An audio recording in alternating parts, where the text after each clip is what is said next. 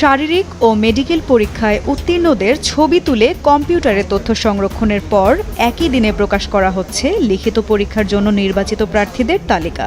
যারা যোগ্য নন তাদের আঙুলে অমোচনীয় কালি দিয়ে পাঠানো হচ্ছে মাঠের বাইরে, যাতে কোনো ধরনের অনিয়মের সুযোগ না থাকে।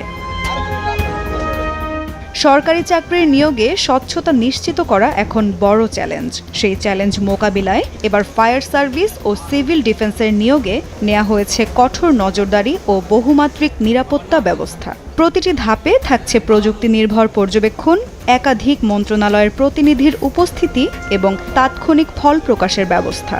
কর্তৃপক্ষ বলছে, নিয়োগকে কেন্দ্র করে কোনো ধরনের তদবির, আর্থিক লেনদেন বা যে কোনো অনিয়ম ঠেকাতেই এমন পদক্ষেপ। ফায়ার ফাইটাররা হচ্ছে মানুষের দুঃসময়ের বন্ধু।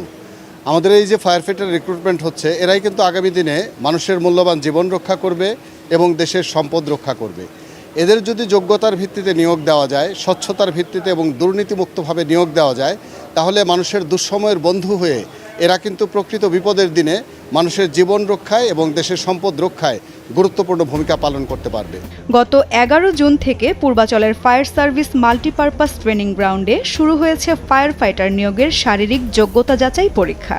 জেলা ও বিভাগ ভিত্তিক নির্ধারিত সূচি অনুযায়ী প্রতিদিন সকাল 8:30 থেকে শুরু হয় এই পরীক্ষা। প্রবেশপত্র যাচাই শেষে ধাপে ধাপে প্রার্থীদের ওজন, উচ্চতা, বুকের মাপ ও প্রয়োজনীয় কাগজপত্র পরীক্ষা করা হয়। প্রাথমিক যাচাইয়ে উত্তীর্ণদের অংশ নিতে হয় 400 মিটার দৌড়ে। মাত্র 1 মিনিট 10 সেকেন্ডের মধ্যে দৌড় শেষ করতে পারলেই সুযোগ মেলে পরবর্তী ধাপে। এরপর একটানা 15টি পুশ আপ সম্পন্নকারীদের পাঠানো হয় মেডিকেল পরীক্ষায়। ফায়ার সার্ভিস ও স্বাস্থ্য মন্ত্রণালয়ের চিকিৎসকদের সমন্বয়ে গঠিত মেডিকেল বোর্ড চূড়ান্ত স্বাস্থ্য পরীক্ষা সম্পন্ন করে।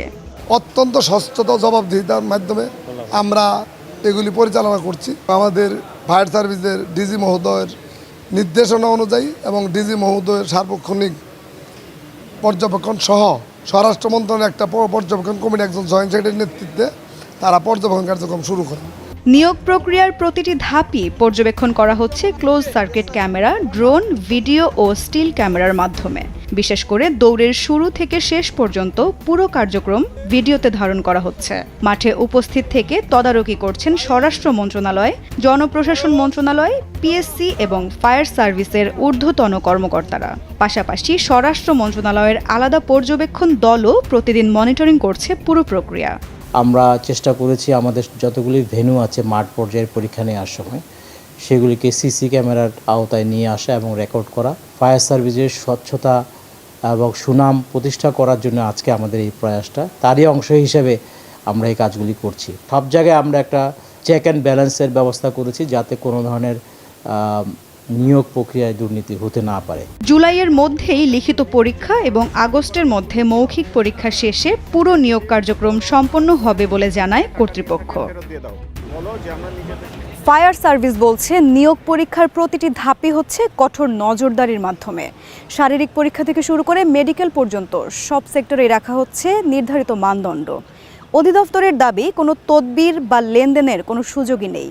তাই যোগ্যতার ভিত্তিতে বাছাইকৃতরাই হবে আগামী দিনের ফায়ার ফাইটার।